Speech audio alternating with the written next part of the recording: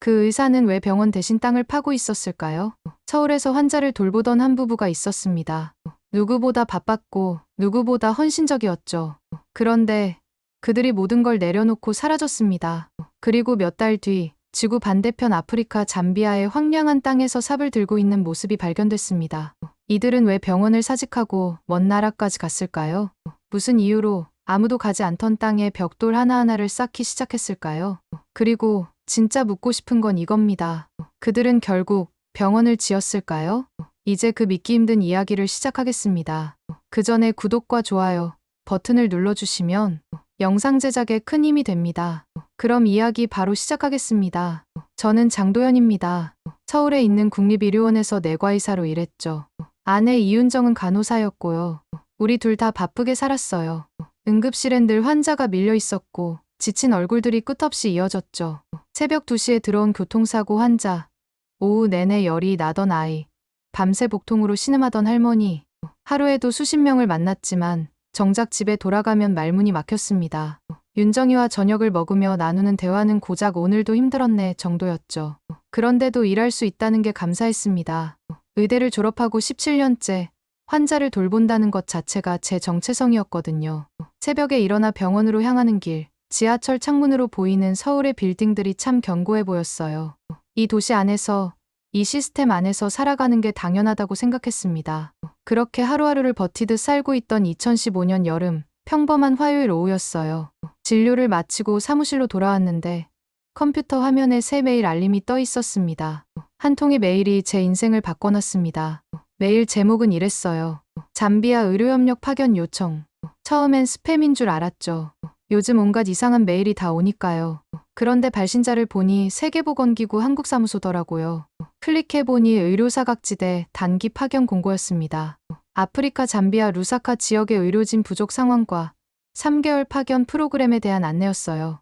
잠비아라. 그 이름조차 낯설었습니다. 지도를 찾아봤어요. 아프리카 남부, 내륙 국가, 인구 1800만 명. 구리 광산업이 주요 산업이라고 되어 있었지만 그 외엔 아는 게 없었죠. 의료 인프라는 어떨까? 말라리아 발병률은 얼마나 될까? 그런 생각들이 머릿속을 맴돌았어요. 집에 와서 윤정이에게 메일을 보여줬습니다. 그녀는 화면을 찬찬히 읽어보더니 조용히 물었어요. 당신 가볼 생각 있어요? 전 그냥 웃었어요. 글쎄, 우리 병원도 바쁜데 거기까지 가라고. 게다가 3개월씩이나. 원장님이 허락할 리도 없고. 하지만 마음 한구석이 찜찜했어요. 그날 밤부터 잠이 잘 안 왔습니다. 그렇게 매일 수십 명을 진료하면서도 정작 가장 절박한 사람들, 곁엔 아무도 없는 건 아닐까 하는 생각이 떠나질 않았어요. 서울에서는 약국이 24시간 열려있고 응급실은 언제든 문을 여는데 그런 게 전혀 없는 곳에서는 사람들이 어떻게 살아갈까? 며칠 지나서 윤정이가 조심스럽게 말했어요. 당신 요즘 자꾸 그 메일 생각하는 거 맞죠? 들켰네요. 맞았어요. 진료하면서도 점심 먹으면서도 자꾸 그 메일이 떠올랐거든요. 결국 몇 주 뒤 우리는 둘 다 신청서를 냈습니다. 3개월 단기 파견. 솔직히 말하면 그냥 다녀오자는 마음이었죠. 세상 구하겠다는 건 아니었습니다. 호기심 반, 의무감 반. 그 정도였어요. 서류 심사와 면접을 거쳐 선발 통보를 받았을 때 오히려 당황스러웠어요. 정말로 가게 됐다니. 원장님께 휴직 신청을 드리러 갔는데 뜻밖에도 흔쾌히 허락해 주셨어요. 젊을 때 한 번쯤은 그런 경험을 해봐야지. 다녀와서 좋은 이야기 들려줘. 그런데 막상 잠비아 땅을 밟아보니 얘기가 달라졌습니다. 인천공항에서 출발해 두바이를 거쳐 루사카까지 거의 20시간을 날아갔어요. 비행기 창문으로 내려다본 아프리카 대륙은 상상했던 것보다 훨씬 광활했습니다. 끝없이 펼쳐진 붉은 땅, 구름 그림자가 만드는 거대한 패턴들. 그 순간 정말로 지구 반대편에 와 있다는 걸 실감했어요.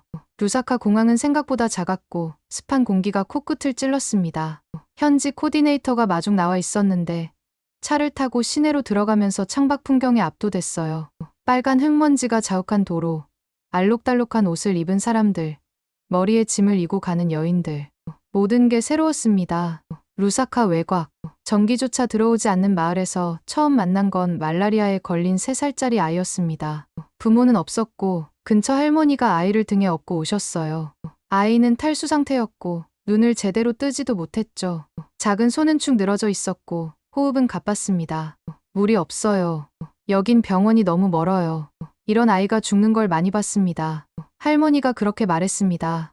영어가 서툴렀지만 그 절박함은 충분히 전해졌어요. 숨이 막혔습니다. 서울에서 진료할 때는 늘 기계가 있었고 응급카트가 있었고 온갖 약이 있었어요. 혈압계, 심전도기, CT 필요하면 언제든 검사할 수 있었죠. 그런데 여긴 아무것도 없었습니다. 그저 제 가방 속 청진기 하나뿐이었죠. 체온계와 혈압계, 기본적인 해열제와 항생제 몇 알. 그게 전부였어요. 그날 밤에 윤정이랑 나무 벤치에 앉아서 말없이 앉아 있었어요. 머리 위로는 서울에서 본 적 없는 별들이 쏟아지고 있었고 멀리서는 누군가의 울음소리가 들렸습니다. 아무 말도 할 수 없었습니다. 우리가 할 수 있는 게 이토록 제한적이라는 게. 그리고 그 제한 때문에 아이가 위험에 처해 있다는 게 부끄러웠습니다. 그런데 그 다음 날부터 아이들이 모여들기 시작했어요. 입술이 트고 발에 상처가 난 아이들, 열에 들떠 흐느적거리는 아이들, 영양실조로 배만 볼록한 아이들. 우리 앞에 줄을 섰습니다. 마을 주민들은 입소문으로 알아냈다고 했어요. 한국에서 온 의사와 간호사가 있다더라. 그때 윤정이가 조심스럽게 말했죠. 이런 곳에 병원이 있으면 얼마나 좋을까요? 저는 그 말에 고개를 끄덕였습니다. 아무 대답도 못했지만 마음속 깊은 곳에서 뭔가 울렸어요. 그날 이후로 저는 진료를 하면서도 자꾸 한 가지 생각에 빠졌습니다. 우리가 돌아가면 이 아이들은 누가 보지? 정말 누가 대신 이곳을 지켜줄까요? 3개월은 금세 흘렀고 귀국하는 비행기 안에서 윤정이가 제게 물었습니다. 우리 진짜 끝인가요? 그 말에 쉽게 대답할 수 없었습니다. 돌아와 병원으로 복귀했지만 마음은 계속 루사카에 머물러 있었어요. 병원 회의 시간에도 저녁 식사 자리에도 자꾸 떠오른 건 그 아이들이었습니다. 그렇게 마음이 흔들리기 시작한 거죠. 결국 저는 사직서를 냈습니다. 의사 생활 17년 만에 처음으로 병원이 아닌 곳을 선택했습니다. 사람들이 물었어요. 잠비아는 왜 가는 거냐고. 거기 가면 뭐가 되냐고. 저는 웃으며 말했습니다. 거긴 저를 필요로 하는 사람들이 있어요. 그걸로 충분합니다. 이윤정도 함께 가겠다고 했습니다. 우리는 결혼식을 조용히 치르고 2017년 여름 다시 루사카로 돌아갔습니다. 이번엔 단기가 아니라 오래 머물 각오를 하고요. 그 이야기는 이제부터 시작입니다. 루사카에 다시 돌아온 건 2017년 8월이었습니다. 뜨거운 바람이 뺨을 때렸고 먼지 자욱한 하늘 아래 공항에서 우리를 맞이한 건 고물 지프 한 대뿐이었죠. 다시 여기 서 있다는 게 믿기지 않았습니다. 하지만 마음만큼은 참 단단했어요. 2년 전과는 달랐습니다. 이번엔 관광객이 아니라 정착민이었거든요. 트렁크 2개의 짐을 담고 일방향 티켓을 끊고 온 거였어요. 돌아갈 병원도 없었고 돌아갈 집도 정리했습니다. 오직 앞으로만 갈 수 있는 상황이었죠. 아이들을 떠올리면 주저할 수 없었습니다. 2년 전 그 말라리아 걸린 3살 배기는 어떻게 됐을까? 영양실조였던 여자아이는 건강해졌을까? 그런 생각들이 가슴을 조였어요. 윤정이는 제 손을 꼭 잡더니 그러더군요. 이제 진짜 시작이에요.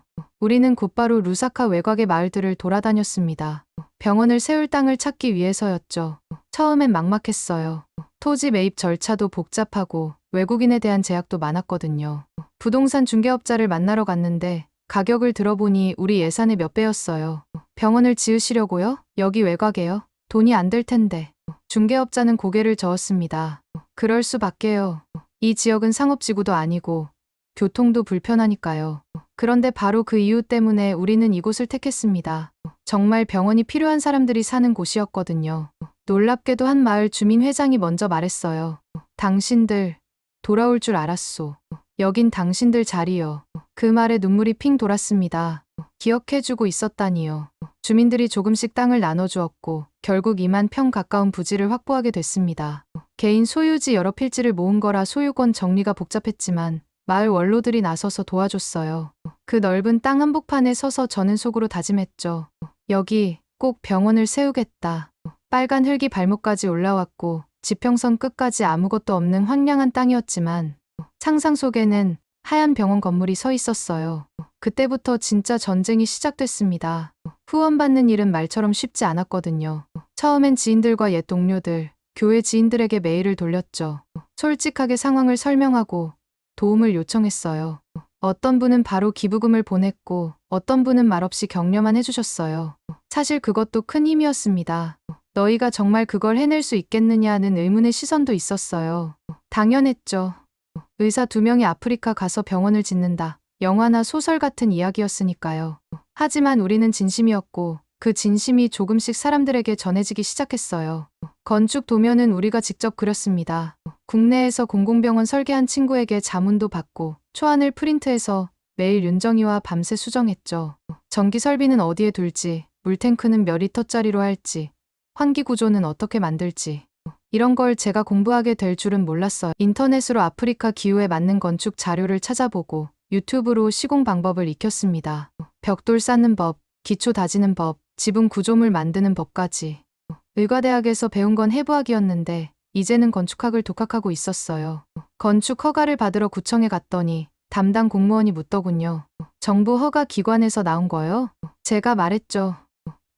아니요. 저흰 그냥 필요한 사람들이 있어서 시작한 거예요. 공무원이 코웃음 쳤습니다. 그럼 여긴 못 짓소. 여긴 그런 이상적인 얘기로 되는 곳이 아니오.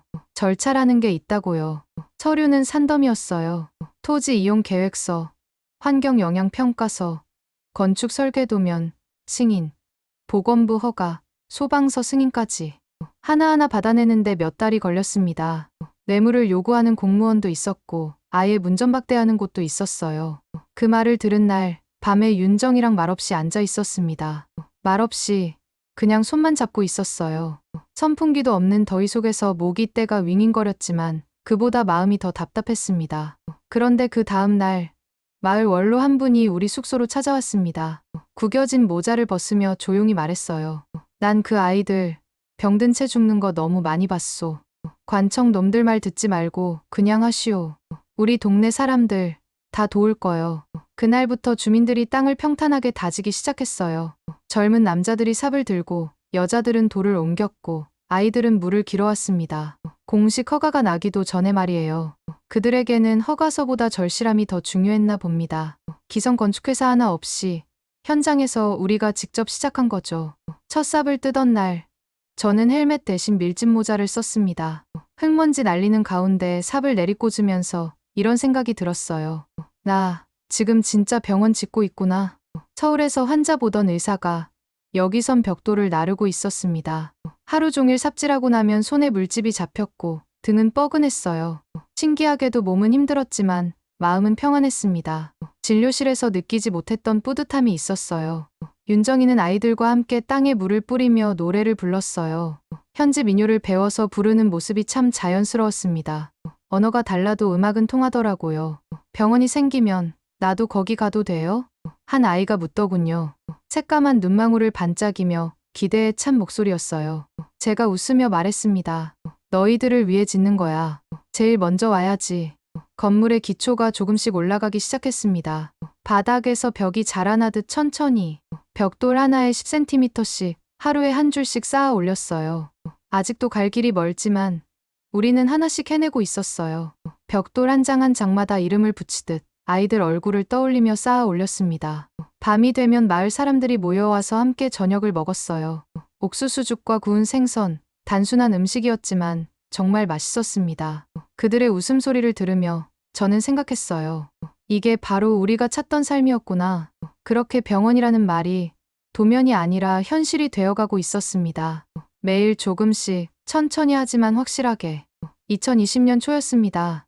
병원 외벽이 절반쯤 올라갔을 무렵 낯선 얼굴들이 공사장 근처에 자주 눈에 띄기 시작했어요. 현지 정부 소속이란 사람들부터 도시에서 온 투자자라는 사람들까지. 처음엔 관심 가져주는 게 고마웠습니다. 우리가 하는 일을 인정해주는 건가 싶었거든요. 그런데 며칠 지나지 않아 뭔가 이상하다는 느낌이 들었죠. 그들이 와서 하는 말이 격려가 아니라 견제였어요. 여기서 공사하시는 분들 신분이 어떻게 되죠? 정식 허가는 받으셨나요? 건축 기준은 확인하셨고요. 매번 같은 질문의 반복이었어요. 윤정이가 시장에서 장을 보고 돌아오는데 얼굴이 어두웠어요. 마을 사람들 사이에서 이상한 소문이 돈다는 거였습니다. 한국인들이 짓는 병원이 불법이라는 둥, 곧 문 닫을 거라는 둥.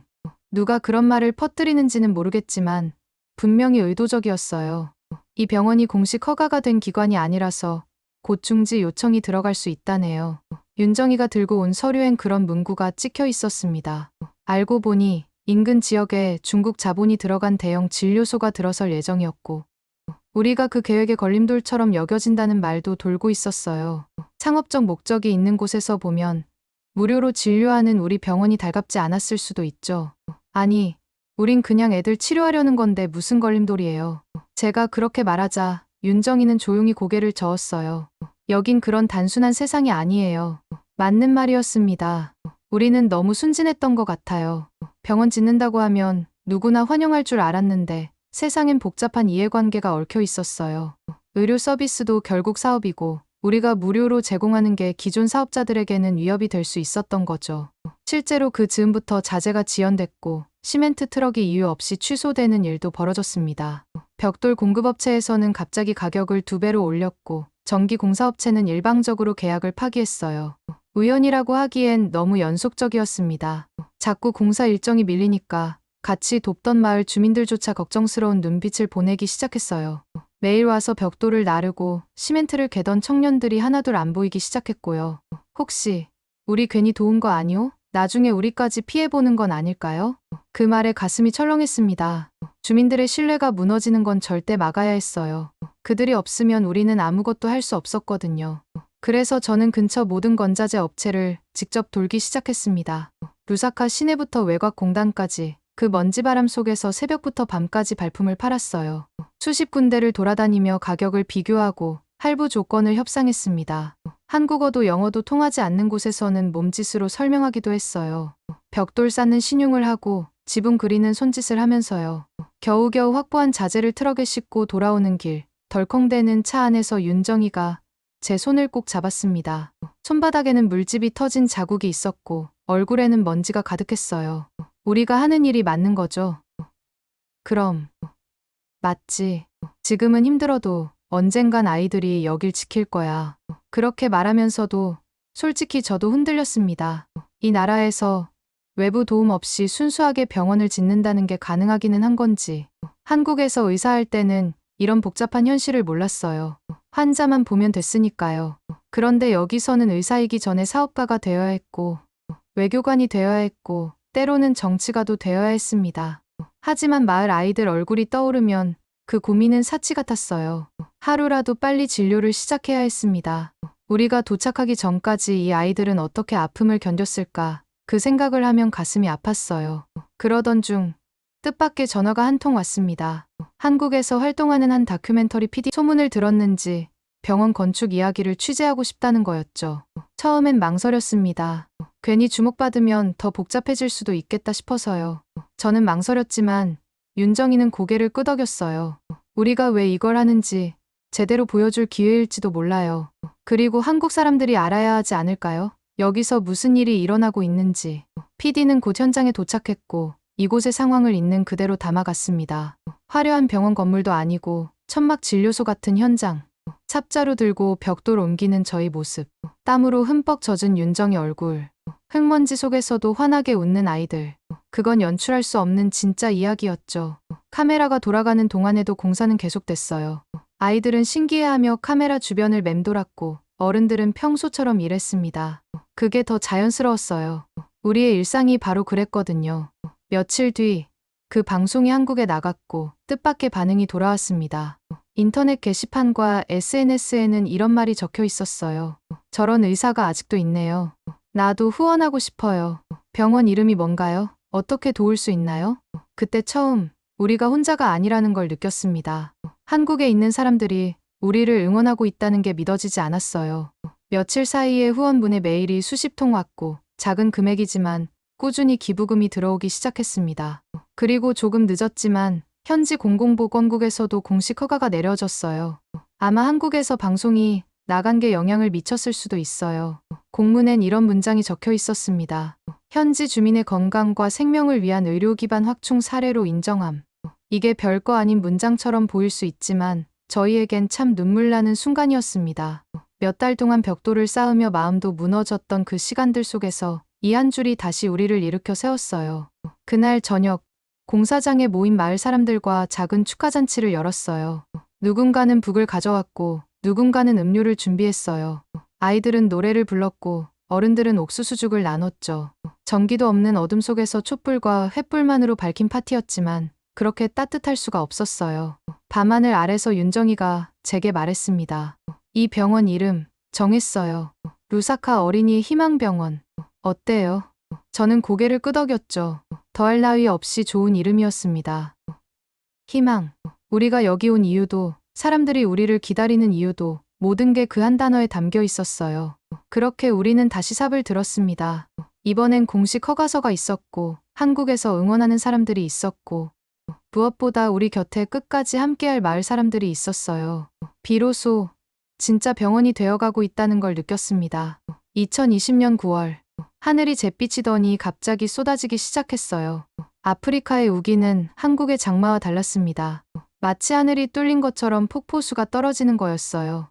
저희 공사장은 배수시설이 완전히 되지 않았던 터라 흙탕물이 순식간에 들어찼습니다. 천막 안에 쌓아두었던 시멘트 포대들이 다 젖었고 이미 세워두었던 콘크리트 골조 하나는 아예 기울어졌죠. 몇 달 동안 쌓은 벽돌담도 무너져 내렸어요. 물이 빠진 자리에는 진흙과 돌덩이만 남았습니다. 윤정이는 진흙탕 속을 맨발로 뛰어다니며 아이들이 만든 그림들을 걷어내고 있었어요. 병원이 완성되면 벽에 붙여주겠다고 약속했던 그림들이었는데 모두 물에 젖어 흐물흐물해졌어요. 다 젖은 종이 하나를 손에 들고 멍하니 서 있는 윤정이를 보며 저는 참아왔던 화가 터졌습니다. 왜 자꾸 우리만 이래야 해? 누구는 후원금 쏟아붓고 좋은 장비 쓰는데 우리는 왜 매번 맨손으로 버텨야 하냐고. 그렇게 말한 저 자신이 부끄러웠어요. 지금까지 참고 버텼는데 그래도 속에 쌓였던 게 그날은 넘쳐 흘렀던 거죠. 피곤함, 외로움, 불안함, 모든 게 한꺼번에 터져 나왔어요. 윤정이는 조용히 말했습니다. 그래도 우리가 아니면 여기 병원 못 생겨요. 그건 분명하잖아요. 그 말을 들으니 순간 정신이 번쩍 들었습니다. 무너진 건 건물이 아니라 제 마음이었죠. 건물은 다시 지으면 되는데 마음이 무너지면 정말 끝이었어요. 문제는 그날 이후였습니다. 비 피해로 공사 일정이 한 달 이상 밀리게 됐고 이미 계산해둔 예산은 거의 바닥을 보였어요. 젖은 시멘트는 쓸 수 없어서 다시 사야 했고 무너진 벽은 처음부터 다시 쌓아야 했습니다. 그동안 꾸준히 후원해주던 분들 중에도 연락이 끊긴 분들이 있었고요. 한국의 경기도 어려워지면서 해외 후원까지 여유가 없어진 것 같았어요. 이해할 수밖에 없었지만 현실적으로는 막막했습니다. 무엇보다 큰 건 서울 쪽에서 들려온 말이었어요. 옛 동료 중 한 명이 전화로 조심스럽게 말했습니다. 민간인이 공식 허가 없이 대형 병원을 짓는 건 위험한 일입니다. 현지 상황을 너무 낙관적으로 보신 거 아니에요? 이런 일은 정부나 큰 단체에서 해야 하는 거 아닌가요?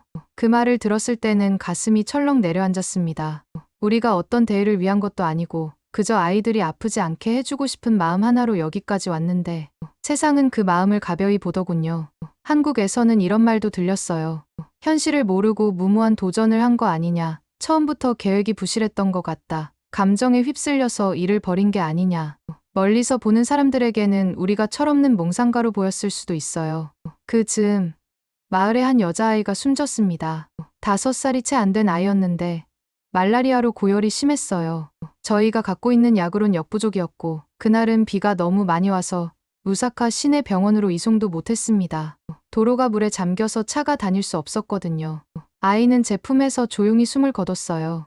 작은 손이 차가워지는 걸 느끼면서 저는 의사로서의 무력감을 처절하게 느꼈습니다. 윤정이는 그 아이의 손을 꽉 잡고 끝내 아무 말도 하지 못했습니다. 장례를 마치고 돌아오는 길, 마을 어르신 한 분이 저희에게 말했습니다. 당신들이 왔을 때 우린 희망이 뭔지도 몰랐소. 근데 이제는 무서운 게 생겼소. 혹시 당신들이 떠날까봐. 그 말에 울컥했죠. 우리를 믿고 기다리는 사람들이 있는데 우리가 포기할 수는 없었어요. 그날 밤 저는 조용히 기도했습니다. 두 손 모으고 말없이 오래도록 앉아 있었어요. 제 자신이 너무 작게 느껴졌습니다. 의사라는 자부심도 지금까지의 경험도 그날 밤엔 아무 의미가 없었어요. 그저 지켜주지 못한 죄책감만 가슴 가득했죠. 신에게, 우주에게, 누구든 들어줄 수 있는 존재에게 간절히 부탁했어요. 힘을 달라고, 길을 보여달라고. 그런데 바로 그 다음 날 이메일 한 통이 도착했습니다. 제목은 이랬습니다. 당신들의 이야기를 받습니다. 열어보니 한국의 작은 교회 목사님이 보낸 편지였어요. 다큐멘터리를 보고 감동을 받았다는 내용과 함께 신도들이 자발적으로 모은 후원금이 곧 도착할 거란 말이 적혀 있었어요. 금액은 크지 않았지만 진심이 느껴지는 편지였습니다. 그분의 마지막 문장은 이랬습니다. 세상에 아직 빛이 있음을 알게 해주셔서 감사합니다. 우리가 함께하겠습니다. 그 편지를 읽는데 눈물이 쏟아졌어요. 우리가 혼자가 아니었구나. 멀리서도 우리를 응원하는 사람들이 있구나 싶었죠. 그날 저녁 마을 광장에 모였습니다. 어른들과 아이들이 둘러앉은 자리에서 저는 말했습니다. 무너진 건 벽이고 다시 세우면 됩니다. 저희는 여기 남을 겁니다. 그리고 다시 시작할 겁니다. 여러분이 있다면 가능합니다. 사람들은 말없이 박수를 쳤어요. 말 없이 묵직한 박수였습니다. 그 박수 소리가 밤 공기를 가르며 퍼져나갔어요. 그날의 어둠은 길고 무거웠지만 그 속에서도 다시 걸어야겠다는 마음이 들었습니다. 무너졌던 병동 골조는 결국 철거했고 그 자리에 새로운 설계를 올리기 시작했습니다. 이번엔 더 튼튼하게, 더 단단하게, 그리고 무엇보다 더 많은 사람들의 손으로.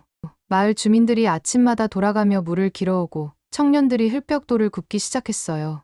윤정이는 그 사이에서 아이들에게 체온을 재고 가벼운 증상을 돌보며 작은 진료소를 운영했죠. 본격적인 병원 개원이 아니라도 우리가 할 수 있는 일을 하자고 서로 다짐했어요.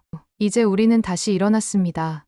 다시 시작하고 있었고 그 속엔 더 단단해진 믿음이 깃들어 있었습니다. 무너져도 다시 일어날 수 있다는 믿음. 혼자가 아니라는 믿음. 그리고 이 일이 옳다는 믿음 말이에요. 2021년 4월 드디어 병원의 첫 번째 병동이 완성됐습니다. 외벽 공사는 아직 끝나지 않았고 바닥도 시멘트가 완전히 마르지 않은 상태였지만 기본적인 진료는 가능한 수준이 됐어요. 간단한 침대 몇 개와 진료 테이블, 그리고 한국에서 가져온 기본 의료 장비들. 화려하지는 않았지만 우리에게는 꿈 같은 공간이었습니다. 첫 환자가 온 건 개원 준비를 마친 바로 그날이었어요. 아침 일찍, 아직 문도 열기 전에 한 여인이 아이를 안고 병원 앞에서 기다리고 있었습니다. 7살쯤 되어 보이는 남자아이였는데 열이 심하게 나고 있었어요. 선생님, 이 아이가 사흘째 이러고 있어요. 밤새 열이 나서 잠도 못 자고. 아이 어머니는 걱정으로 가득한 얼굴로 말했습니다. 아이를 진찰해보니 전형적인 말라리아 증상이었어요. 이곳에서는 흔한 병이지만 제때 치료하지 않으면 위험한 질병이기도 했죠. 걱정하지 마세요. 치료할 수 있어요. 제가 그렇게 말하자 어머니의 얼굴이 환해졌습니다. 그 표정을 보는 순간 지금까지의 모든 고생이 보상받는 느낌이었어요. 이게 바로 우리가 원했던 순간이었거든요. 윤정이가 아이의 체온을 재고 수액을 준비했습니다. 저는 말라리아 진단 키트로 확진을 했고 항말라리아 약을 처방했어요. 한국에서라면 몇 분이면 끝날 간단한 처치였지만 이곳에서는 생명을 구하는 일이었습니다. 이 약을 하루에 2번, 사흘 동안 먹이세요. 그리고 내일 다시 와서 검사를 받아보세요. 약을 건네주면서 설명했지만 돈 이야기는 꺼내지 않았어요. 우리 병원은 처음부터 무료 진료를 원칙으로 했거든요. 어머니는 깜짝 놀라며 물었습니다. 얼마를 내야 하나요? 돈은 받지 않아요. 그냥 아이가 건강해지면 됩니다. 그 말을 듣고 어머니는 잠시 말을 잇지 못했어요. 그러더니 갑자기 제 손을 꽉 잡으며 계속 고맙다고 했습니다. 그 순간 저도 모르게 눈가가 뜨거워졌어요. 첫 환자를 보낸 후 윤정이와 저는 조용히 마주 앉았습니다. 병원 창문으로 들어오는 오후 햇살이 참 따뜻했어요. 우리 드디어 병원 의사가 됐네요. 윤정이의 말에 저는 웃으며 고개를 끄덕였습니다. 그런데 정말 신기한 건 그날 이후로 환자들이 줄을 이어오기 시작했다는 거였어요. 입소문이 빠르게 퍼진 모양이었습니다. 둘째 날에는 5명이 왔고 셋째 날에는 10명이 넘었어요. 감기, 설사, 상처 치료, 예방접종까지 다양한 환자들이었습니다. 그 중에는 임신한 여성도 있었고 만성질환을 앓는 어르신도 계셨어요. 특히 기억에 남는 환자가 한 명 있었습니다. 12살쯤 된 여자아이였는데 학교에서 넘어져서 무릎을 크게 다쳤어요. 상처가 깊어서 꿰매야 하는 상황이었는데 아이가 무서워서 계속 울고 있었습니다. 아파요. 무서워요? 제가 물어보니 아이는 고개를 끄덕였어요. 그래서 저는 아이에게 제가 가져온 작은 인형을 보여줬습니다. 한국에서 가져온 태극기 모양의 인형이었어요. 이 인형이 옆에서 지켜줄 거야. 용감한 아이들만 만날 수 있는 특별한 인형이거든. 아이는 신기하게 인형을 바라보더니 조금씩 긴장을 풀기 시작했어요. 윤정이가 옆에서 노래를 불러주는 동안 저는 조심스럽게 상처를 봉합했습니다. 치료가 끝나고 아이가 돌아갈 때 인형을 돌려주려고 했더니 아이가 고개를 저었어요. 선생님이 주신 거예요. 제가 가져도 돼요? 물론이지. 그 인형이 너를 계속 지켜줄 거야. 아이는 환하게 웃으며 인형을 꼭 안고 집으로 돌아갔습니다. 그 모습을 보면서 저는 생각했어요.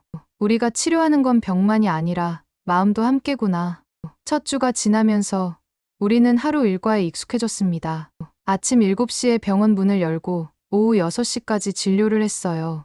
점심시간에는 마을 아이들이 와서 병원 마당에서 놀기도 했고, 때로는 어른들이 와서 차를 마시며 이야기를 나누기도 했습니다.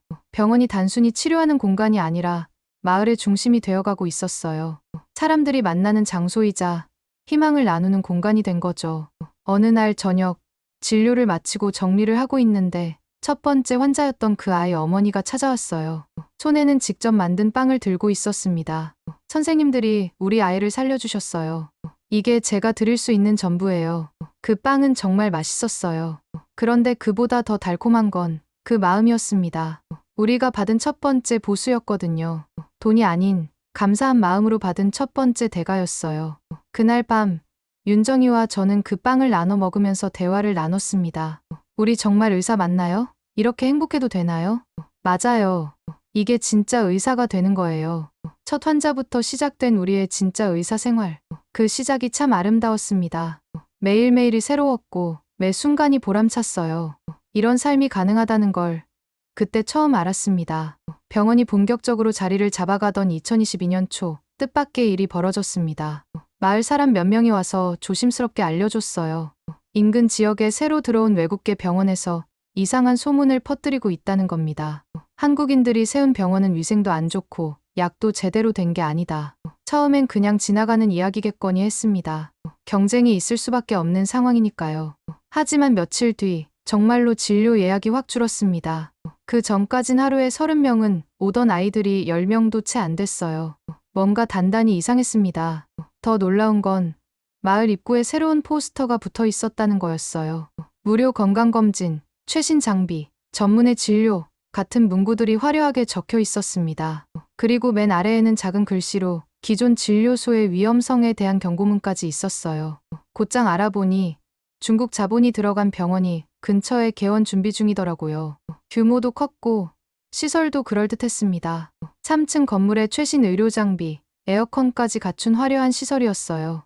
우리 병원은 벽돌 하나하나 주민들이 손으로 만든 곳이었죠. 돈으로만 비교할 수는 없지만 외부에 보이는 겉모습은 확실히 차이가 났습니다. 우리도 뭔가 조치를 취해야 하지 않을까요? 윤정이가 조용히 말했습니다. 저도 고개를 끄덕였어요. 진심만으로는 때론 부족한 세상이니까요.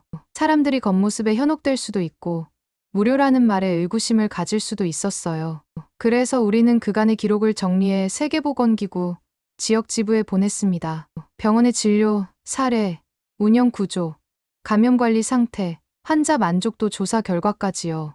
우리가 하는 일이 얼마나 체계적이고 전문적인지 보여주고 싶었어요. 이왕이면 제대로 인정받아야 한다는 생각이 들었죠. 서류를 정리하면서 깨달은 게 있었어요. 우리가 지난 몇 년간 정말 많은 일을 해냈다는 거였습니다. 1000명이 넘는 환자들을 치료했고 예방접종 프로그램을 운영했고 지역 보건 교육도 실시했어요. 단순히 병만 고치는 게 아니라 지역 사회 전체의 건강 수준을 높이는 역할을 하고 있었던 거죠. 얼마 지나지 않아 WHO 아프리카 지부에서 연락이 왔습니다. 직접 실사를 오겠다는 겁니다. 솔직히 떨렸어요. 여긴 화려한 건물도 없고 고급 장비도 없었으니까요. 하지만 그게 우리 병원의 진짜 모습이기도 했습니다. 실사 당일 외국인 조사관 3명이 병원에 도착했습니다. WHO 본부에서 온 의사 1명과 아프리카 지부의 공중보건 전문가들이었어요. 수십 장의 문서를 확인하고 창고부터 화장실까지 샅샅이 살폈어요. 아이들과의 대화도 녹음해갔고 심지어 급식 식단까지 확인했습니다. 환자들이 정말 무료로 치료받나요? 숨겨진 비용은 없고요. 위생 관리는 어떤 기준으로 하시나요? 의료진의 자격증과 경력은 어떻게 되나요? 하나하나 꼼꼼히 질문했고 저희도 성실하게 답변했습니다. 부족한 부분이 있으면 솔직하게 인정하고 개선 계획도 설명했어요. 숨길 건 없었거든요. 이틀 후 결과가 나왔습니다. 모범적 공공의료 모델로 인정한다는 공식 발표였어요. 간호 시스템, 감염 예방 지침, 환자 응대, 지역사회 참여도까지 모든 항목에서 기준치를 넘겼다는 말도 함께 들었습니다. 특히 환자 중심의 인간적인 치료와 지역 주민들과의 유기적인 협력 관계가 인상적이었습니다. 조사관 중 한 명이 그렇게 말했어요. 그 순간 가슴이 벅차올랐습니다. 우리가 추구했던 가치들이 제대로 인정받은 거였어요. 그날 밤 마을 광장에서 작은 축하 행사가 열렸습니다. 사람들은 색색의 옷을 입고 악기를 들고 나왔고 아이들은 병원 마당에서 춤을 췄어요. 북소리와 노래소리가 밤 공기를 가득 채웠습니다. 윤정이는 그걸 바라보다가 조용히 말했습니다. 우리 이제 진짜 병원이 됐네요. 저는 고개를 끄덕이며 속으로 말했습니다. 이게 바로 한국이 멀리서도 할 수 있는 일이구나. 며칠 후 루사카 시에서 시장이 직접 병원을 찾아왔습니다. 개원 이후 처음이었습니다. 시장은 진료실을 둘러본 뒤 마을 사람들 앞에서 연단에 섰습니다. 한국인들이 만든 이 병원은 우리 아이들에게 삶의 기회를 준 공간입니다. 잠비아의 미래를 여기서 봅니다. 그 말은 그냥 인사가 아니었어요. 진심이 느껴졌습니다. 사람들의 눈빛도 달라졌습니다. 그저 도움받는 사람이 아니라 함께 미래를 만들어가는 동반자로 우리를 봐주는 느낌이었어요. 무엇보다 감동적이었던 건 병원 입구에 현지 주민들이 자발적으로 세운 작은 비석이었습니다. 그 위엔 이런 문장이 새겨져 있었어요. 이 병원은 손으로 지었고 마음으로 완성되었다. 우리는 이곳에서 한국을 보았다. 그 글귀 앞에서 한참을 서 있었습니다. 바람이 부는 소리가 달리 들렸어요. 저 바람을 타고 이곳 이야기가 더 멀리 퍼졌으면 좋겠다는 생각이 들었습니다. 경쟁 병원도 결국 개원했어요. 화려한 개원식과 함께 말이죠. 처음 며칠은 사람들이 구경하러 많이 갔다고 했습니다. 그런데 신기하게도 얼마 지나지 않아 우리 병원으로 다시 돌아오는 환자들이 늘어났어요. 거긴 돈도 많이 들고 의사 선생님이 무서워요. 여긴 편해요. 한 어머니가 그렇게 말했습니다. 시설이 화려한 것보다 마음이 편한 게 더 중요했나 봅니다.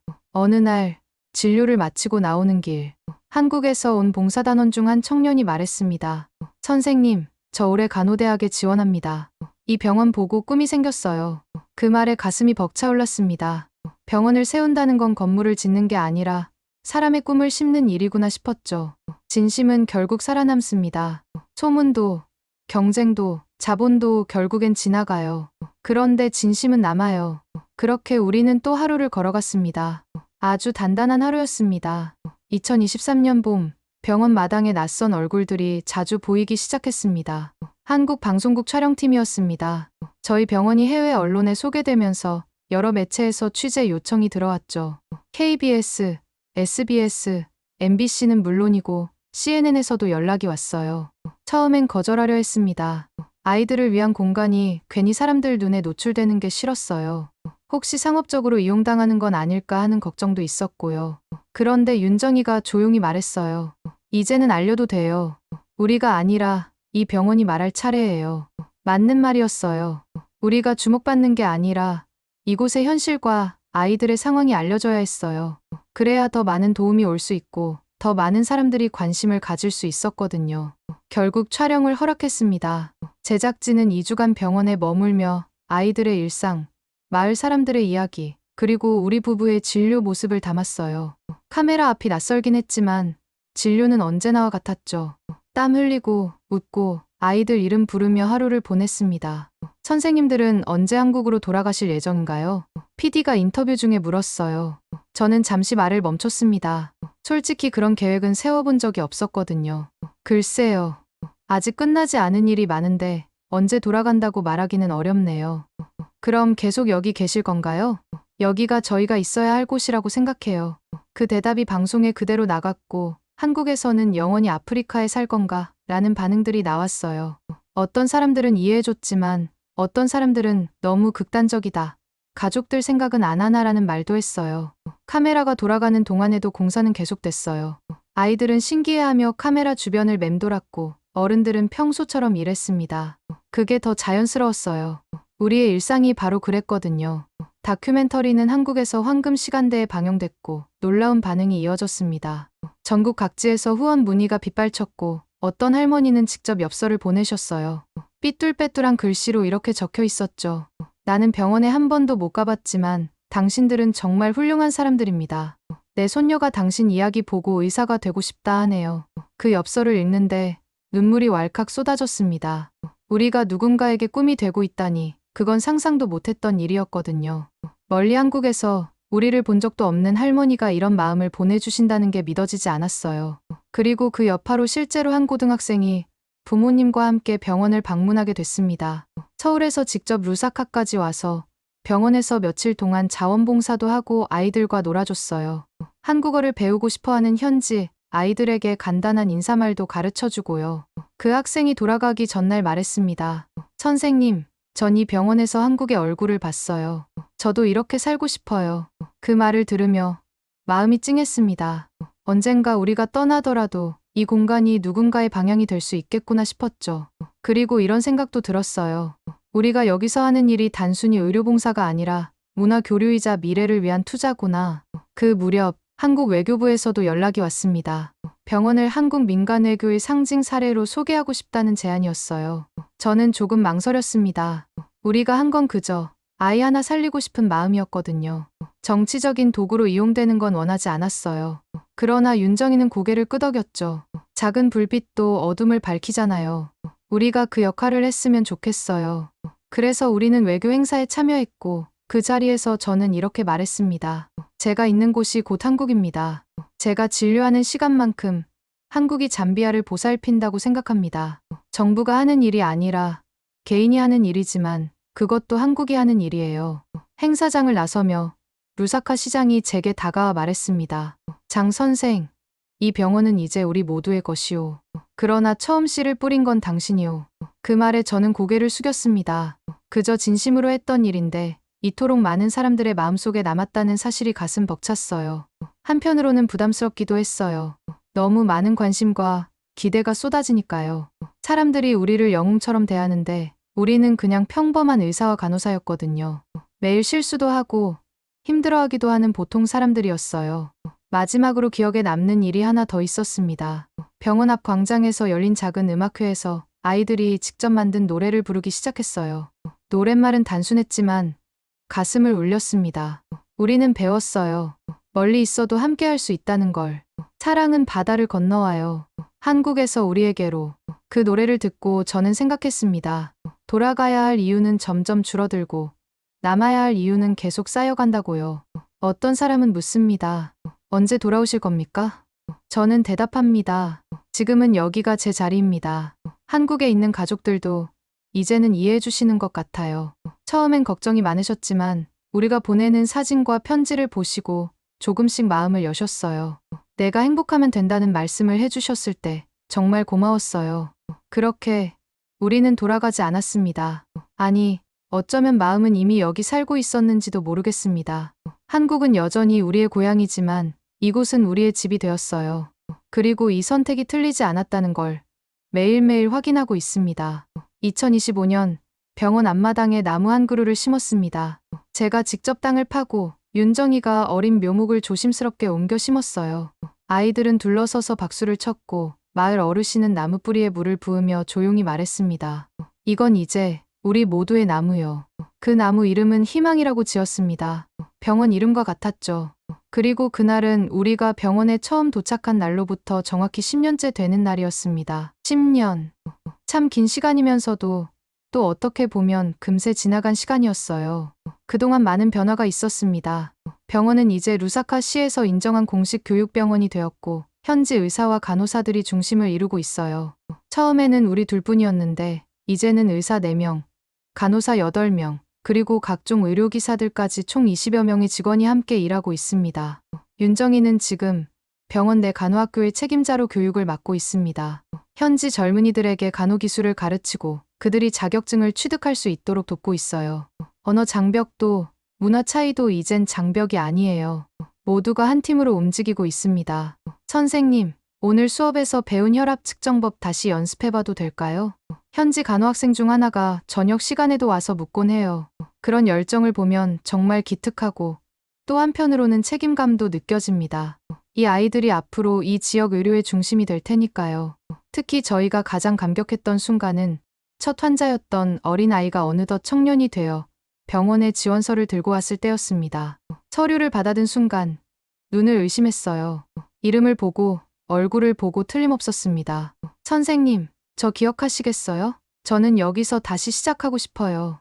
그때 그 아이는 말라리아로 죽어가던 7살 아이였는데 이제는 건장한 청년이 되어 의료진으로 일하고 싶다고 했어요. 의과대학을 졸업하고 이곳으로 돌아온 거였습니다.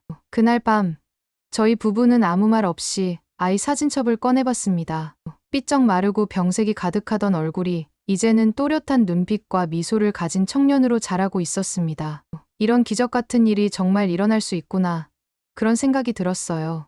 그는 병원 실습을 거쳐 정식 의사로 채용됐고 지금은 저보다 먼저 출근해서 병실을 돌봅니다. 환자들을 대하는 태도도 정말 훌륭해요. 자신이 어렸을 때 받았던 그 따뜻함을 그대로 환자들에게 전해주고 있거든요. 선생님이 저에게 해주셨던 것처럼 저도 이 아이들에게 희망을 주고 싶어요.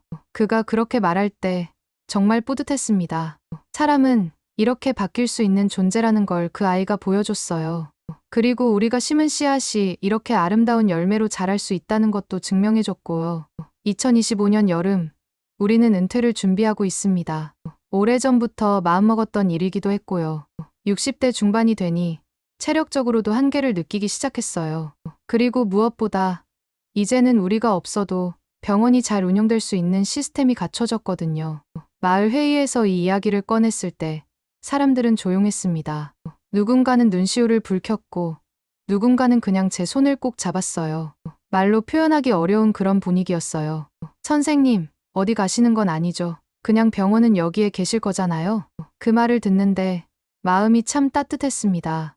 우리는 어디로 가든 이 병원은 여전히 우리 일부일 테니까요. 그리고 이 사람들도, 이 아이들도 영원히 우리 가족일 테고요.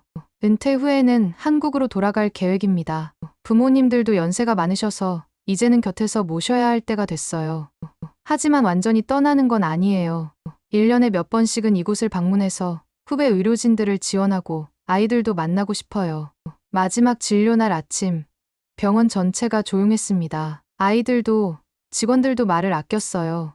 제가 마지막 청진기를 들고 진료실에 들어설 때 복도 끝에서 박수 소리가 들렸습니다. 그것은 그간 함께 해준 모든 이들의 고요한 인사였습니다. 진료를 마치고 나오니 병원 앞 정문에 새 간판이 달려 있었어요. 루사카 어린이 희망병원 장도연, 이윤정, 그리고 모든 친구들의 이름으로. 그 아래에는 아프리카 아이들이 직접 만든 작은 돌 조각들이 놓여 있었어요. 한 글자 한 글자, 삐뚤빼뚤하지만 정성껏 새겨져 있었습니다. 한국은 작은 나라입니다. 하지만 우리의 심장은 한국에서 왔습니다. 그 글귀를 바라보며 저는 생각했습니다. 의사로서의 마지막 사명이 아니라 사람으로서의 가장 아름다운 흔적을 남기고 떠난다는 거요. 떠나는 날 아이들이 나무 아래 모여 있었습니다. 우리가 심은 그 희망나무 아래에서 작별 인사를 하기 위해서였어요. 누군가는 저에게 말했어요. 선생님이 심은 건 나무가 아니라 우리 마음이에요. 그건 계속 자랄 거예요. 그 말을 듣고 저는 조용히 대답했습니다. 그러면 나는 참 잘 살았네요. 공항으로 가는 차 안에서 윤정이가 제 손을 잡고 말했어요. 우리 정말 좋은 일 했죠? 정말 좋은 일 했어. 그렇게 우리는 병원을 떠났습니다. 하지만 그 땅에는 우리의 심장이 남았습니다. 그리고 그 심장은 이제 현지 의료진들과 아이들, 그리고 마을 사람들 모두의 것이 되었어요. 누군가는 분명히 그 심장을 다시 꺼내어 더 멀리까지 이어갈 겁니다. 그게 희망이죠. 우리는 심장을 심었습니다. 건물이 아니라 마음을, 시설이 아니라 꿈을, 병원이 아니라 희망을 심었어요. 그리고 그것들은 우리가 떠난 후에도 계속 자라날 겁니다. 오늘 영상은 여기까지입니다. 그리고 마지막으로 당신에게 묻고 싶습니다. 한 사람의 헌신은 어디까지 세상을 바꿀 수 있을까요? 누군가는 말하죠. 작은 나라는 큰 일을 못한다고요. 하지만 이 이야기는 보여줍니다. 가장 작은 마음이 가장 멀리 가닿을 수 있다는 거요. 장도연과 이윤정 부부는 단순히 병원 하나를 지은 게 아닙니다. 그들은 가능성을 심었어요. 한 사람이 다른 사람을 위해 얼마나 멀리 갈 수 있는지, 진심이 얼마나 큰 기적을 만들어낼 수 있는지 보여준 거죠. 그들의 이야기가 끝난 게 아니에요. 지금도 루사카에서는 그들이 키운 의료진들이 환자를 돌보고 있고 그들이 심은 희망나무가 자라고 있어요.